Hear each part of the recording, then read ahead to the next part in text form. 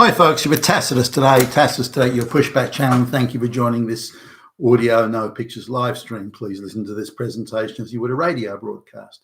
In this essay, I'd like to talk about the current affairs shows that are doing the rounds, not only in Australia, but elsewhere around the West, where these current affairs shows, which are really propaganda, pro-migration, propaganda, megaphone type shows, but they're trying to create the straw man that migrants are being blamed for the housing shortage and the high rental cost, that migrants are being personally and individually blamed.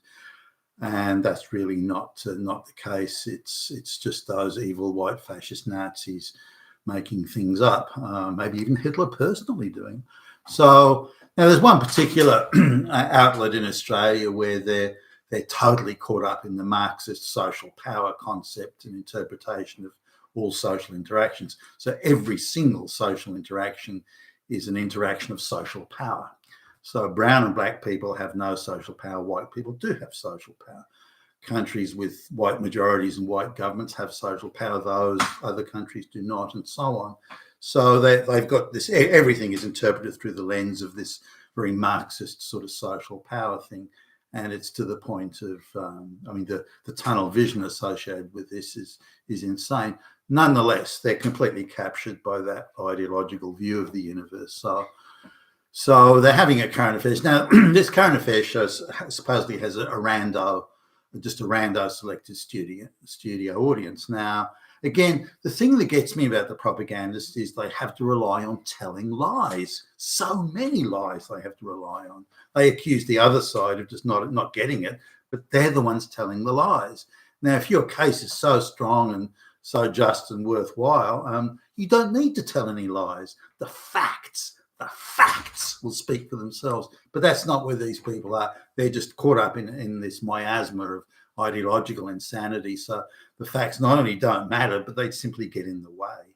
So it's not a rando studio audience. It's a very manicured, choreographed, stage managed. So they're wall-to-wall activists there with pre-prepared, pre-scripted questions, and the moderator pretends to say, "Oh yes, and the woman over there, or the gentleman at the back, or this sort of thing." But in fact, the whole thing's been again stage managed and choreographed. Not only that, but the activists that are selected for the pre-scripted questions are surrounded by head-nodding supplemental activists.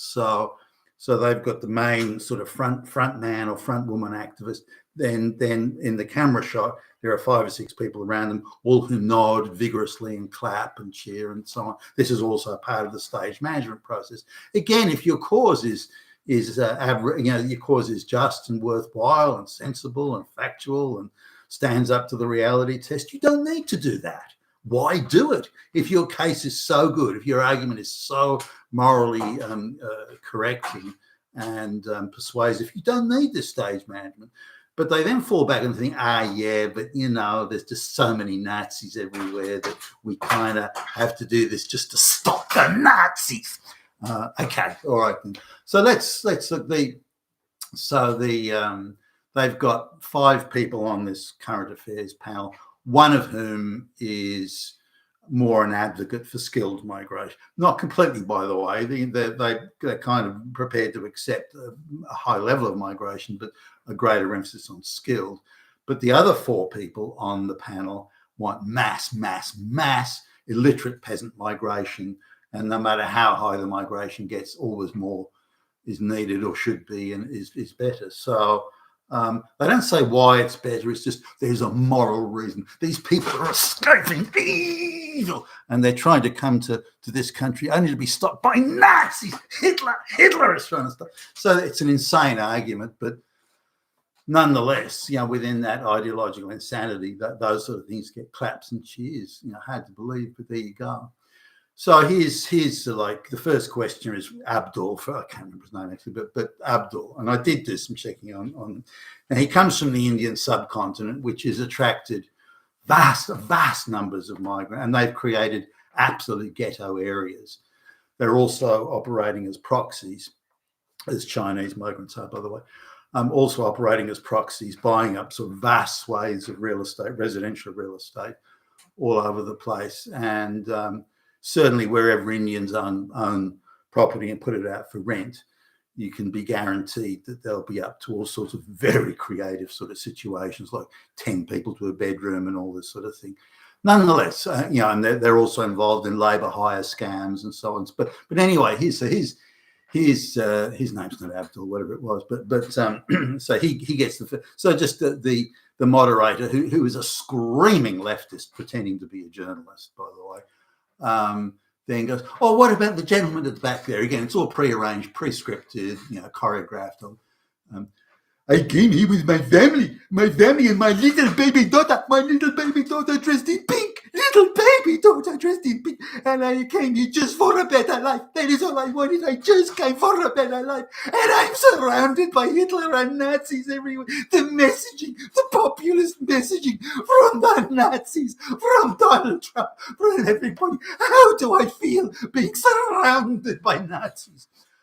I am working 100 hours a day. I am breaking my back, and I am being accused of. No. Stop.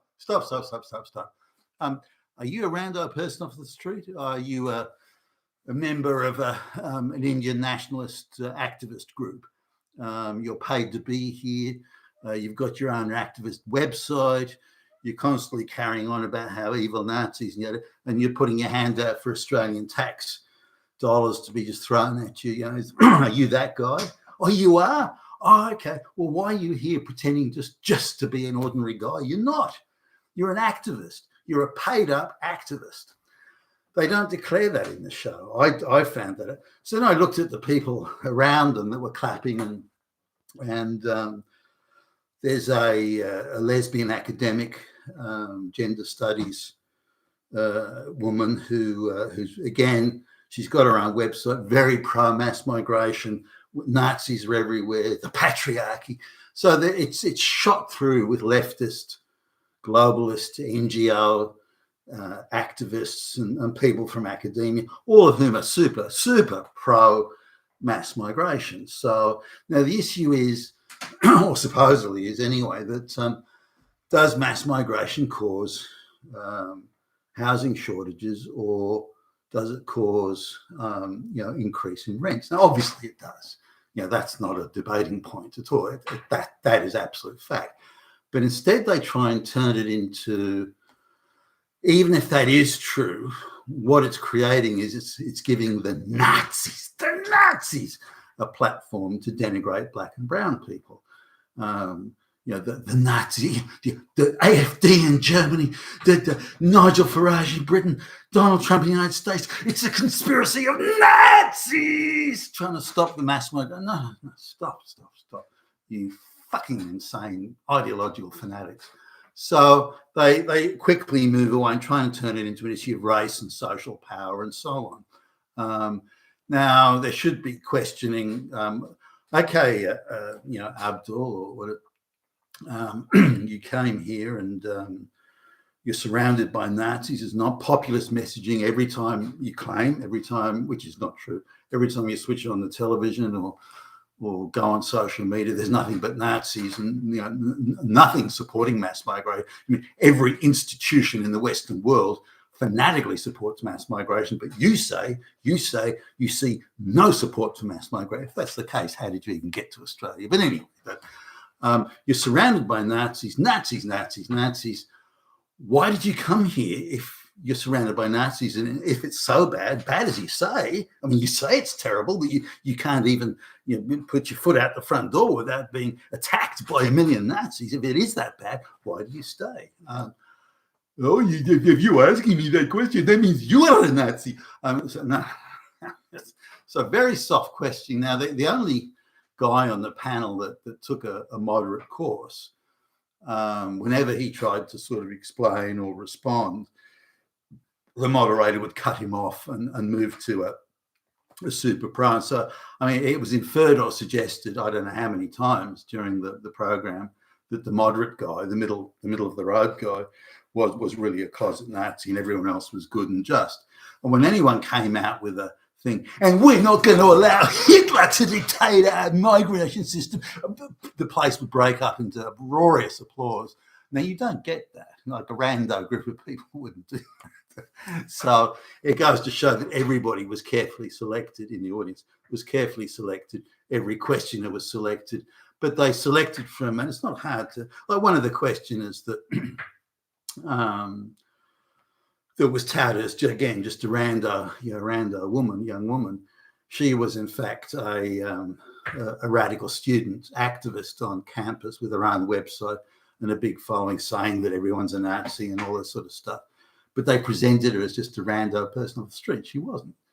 So if they have to stack the entire audience with activists and then stack the questioners as being the radical activists and give them pre-scripted questions, and the moderator was clearly prepared for each question and ready on how to deal with, she was pretending, the moderator was pretending to go, well, why don't I give this question to you, so-and-so. So as long as the question was attacking, so we are surrounded by Nazis, now Hitler is president. As long as why don't we give you that question, Billy Bob? And of course that was to turn. So Billy Bob had to deny being a Nazi and so on. So the whole thing was choreographed, but it illustrates the difficulty involved in having even getting to the basic facts about mass migration. Now, I guess as a backdrop, we need to accept that every Western country has completely lost its sovereignty to the globalist cabal.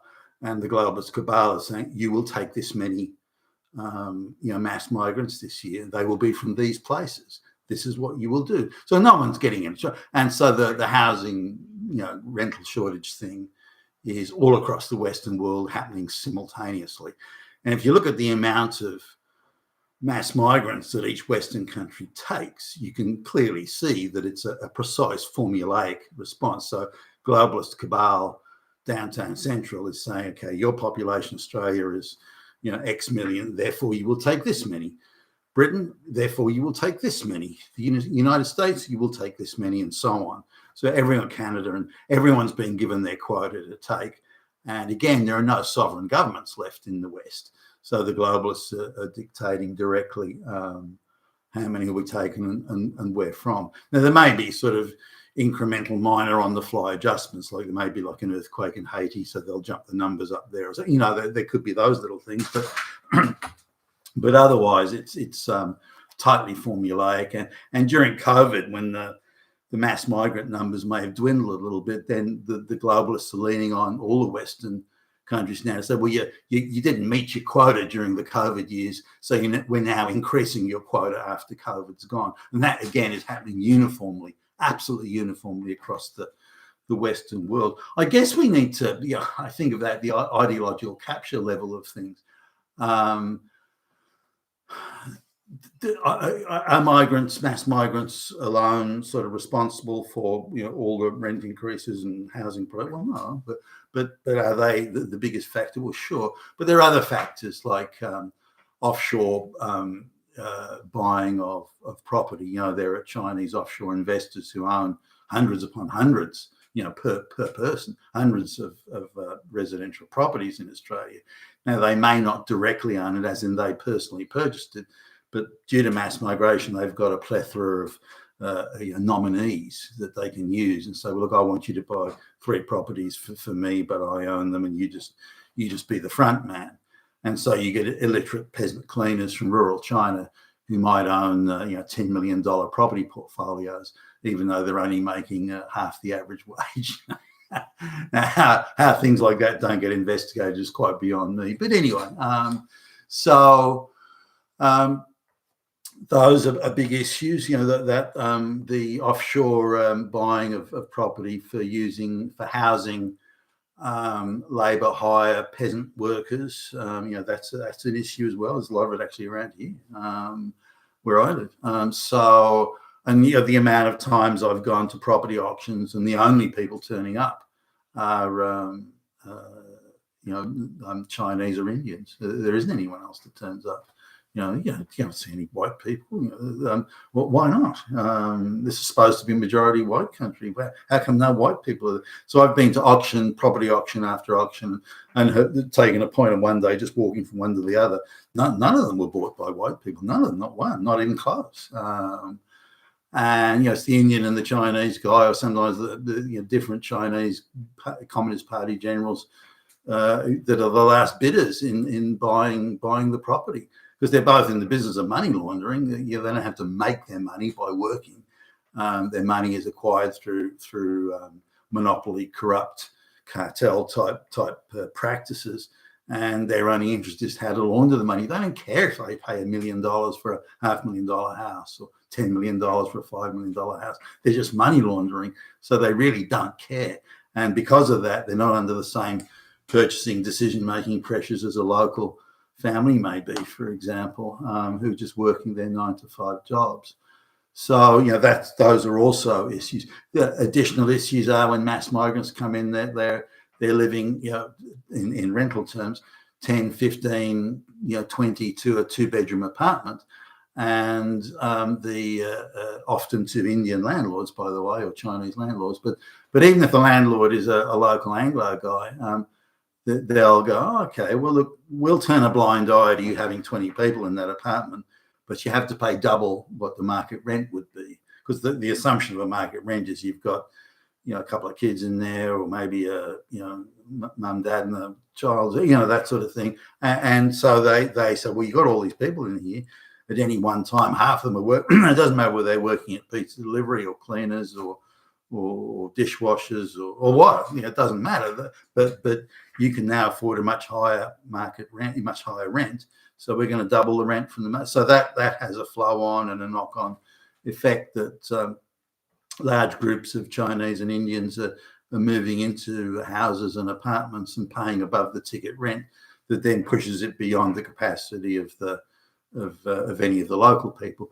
The other thing too is whole Indian villages will contribute to buying a property in Australia in the hope that once they get one of their tribe into Australia, then they'll somehow facilitate the rest of the tribe, whether through labour hire scams or work visas or people falsely claiming to be blood relatives, these sorts of things, under family reunion or chain migration, as the Americans call it. So all these factors in totality are issues. Now, they fall back in this program. They fall back onto, well, the government just needs to build more. The problem is just not, well, hey, just build a few more houses. What the fuck's that? Because if you question brown and black illiterate peasants coming to Australia, then you are Hitler. And we can't have that conversation. Therefore, the only solution is build more. You're right. Now, these are the same people that scream and shout about green spaces being paved over, or native animals, or endangered animals suffering because of loss of habitat. These are the same people that complain about that. Also, because the animals are oppressed by evil humans. The brown and black people are oppressed by evil white people. So they suddenly reach that situation where, well, who has the least social power? Who has the most social power? We don't know. So we just forget about it and just keep on going with the core ideology. So it was a shame. It was annoying that, well, look, why do you have to stack the audience? Why do you have to pre-script the quote? Why has everything got to be activist? Why is anyone who disagrees with you got to be Hitler? Can't we just have a sense that the mass migration is just too high? It achieves and delivers nothing for Australia, and until mass migration is changed to be skilled migration. But even the mention of skilled migration means Hitler, and so that you can't even have that conversation. So, but until mass migration is converted to skilled migration, then it's not going to, nothing's going to change. And the problems of standing in line endlessly for hospital services and emergency services, for rental accommodation, for buying houses, all this sort of thing. As I pointed out sort of a number of times, a house that I bought, I've sold it since, by the way, the house that I bought for $200,000 25 years ago is now sells for more than $2.5 million.